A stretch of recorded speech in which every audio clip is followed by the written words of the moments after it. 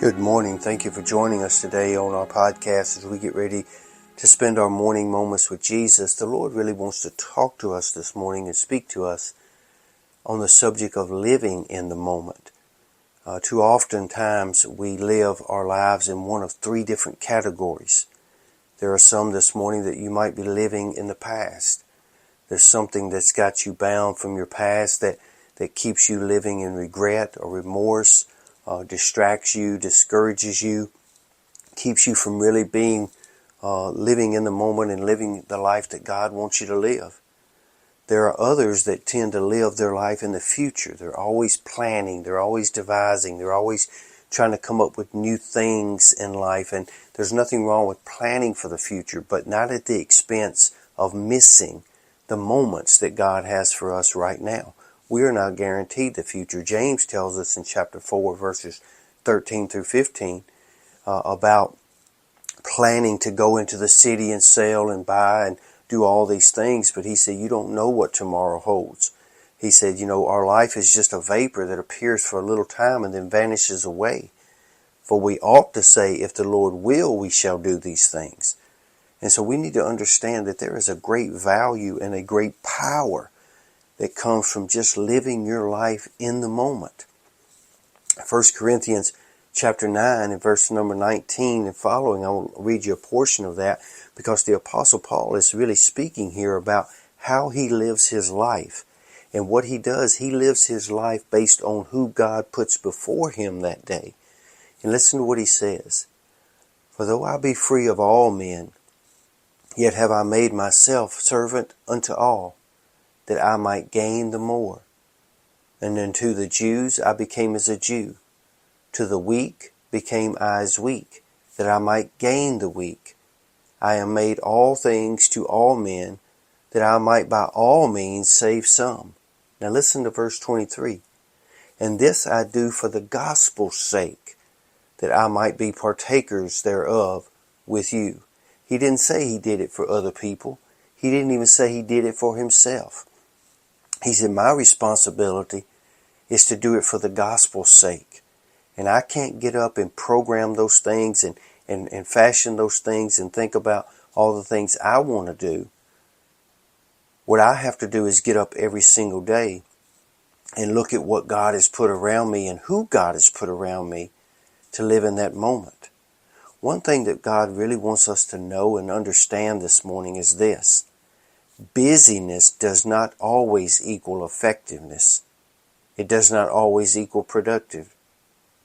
See, we try to program the church sometimes. We devise and we plan, but we rarely produce the fruit that we desire or that God desires. And one of the reasons for that is our intentions are of the right motives, but they're the wrong methods. See, we're not called to just serve in the church.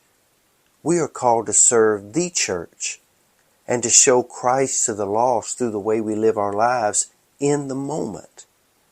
You can't make people join a program or join a study group, but you can make them feel valued simply by being a friend, letting them know that you're always there if they should need you. See, when we get this out of order, we often begin to live burdened and frustrated lives because we fail to live in the moment. We attempt to fix what isn't even broken by feeling we must do more than just live for Christ in the moment that He has given us. Every day is an opportunity to serve God in that moment. So ask God today, Lord, who have you prepared for me to meet today? Not tomorrow, not next week, but today. I don't need a pre-planned program to serve my God. I have a saying that many of you know by now. It is a saying that kind of forms and fashions my life. It is something I have on my computer every morning when I open it up to do my Bible studies or to do these devotions. It is across the banner at the top. I make sure that I'm focused on that each and every day.